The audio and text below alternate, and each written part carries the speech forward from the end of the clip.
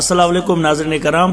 नाज़रीन, जिम्बाब्वे ने 3 मुल्की T20 टूर्नामेंट और पाकिस्तान के खिलाफ वनडे सीरीज का ऐलान कर दिया। पाकिस्तान और जिम्बाब्वे के दरमियान 5 मैचों की सीरीज का आगाज 13 जुलाई से होगा। जिम्बाब्वे ने 3 मुल्की T20 टूर्नामेंट और पाकिस्तान के खिलाफ 5 एक रोजा मैचों की सीरीज की शेड्यूल का ऐलान कर दिया।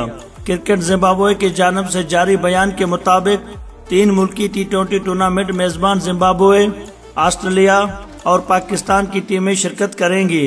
जिम्बाब्वे के क्रिकेट बोर्ड के मुताबिक 7 अफ्रीकी T20 टूर्नामेंट 1 से 8 जुलाई तक खेला जाएगा। टूर्नामेंट में पाकिस्तानी टीम 1 जुलाई को जिम्बाब्वे, 2 जुलाई को ऑस्ट्रेलिया, 4 जुलाई को जिम्बाब्वे और 5 जुलाई को ऑस्ट्रेलिया से मध्य मुकाबला होगी।